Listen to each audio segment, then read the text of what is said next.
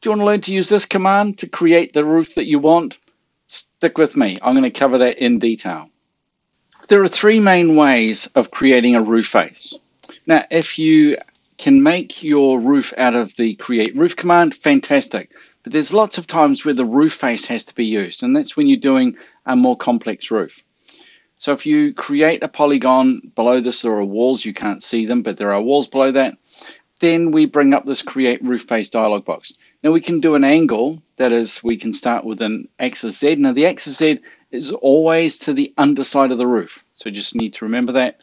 The angle of my roof is 8 degrees, the thickness 150, the eave cut vertical, horizontal, double, or square. I'm going to use vertical. The hole cut, splayed, square, or vertical.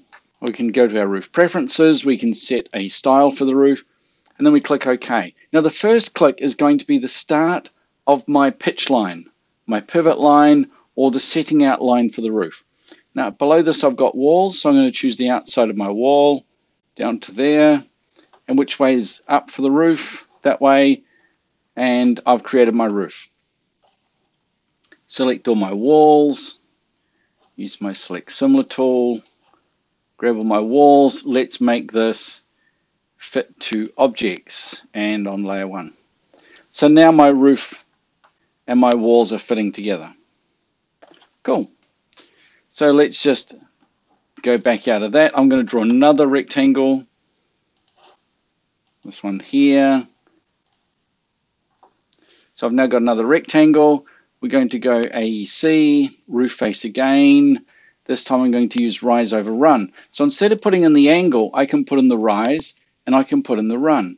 So if it's 1 and 12, I can put in the 1, 12, 1 and 12 roof. Click OK. Again, I'm going to use the B key. Click there, click there. Remember which side is up, that side. And it gives me a separate roof. So let's just delete the first one.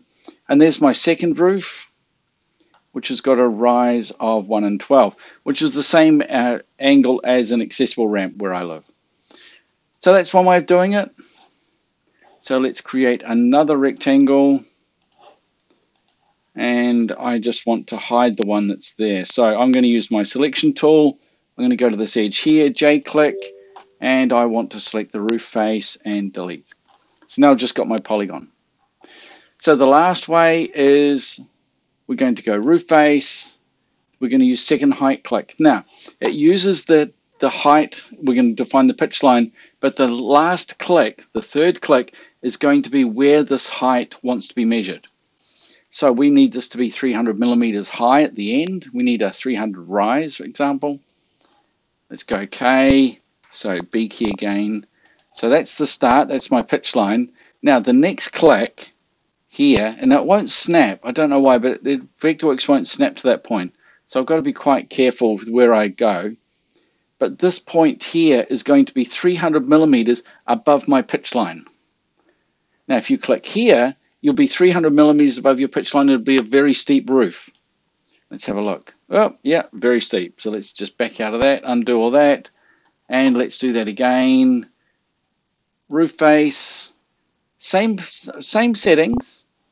So we're going to create our pitch line again, from there to there. So now let's click down here at the end of my wall, click, and let's have a look in 3D, and it's a much different pitch. I'm going to select my walls again, fit walls to roof or fit walls to objects, and OK, and the walls just moved ever so slightly.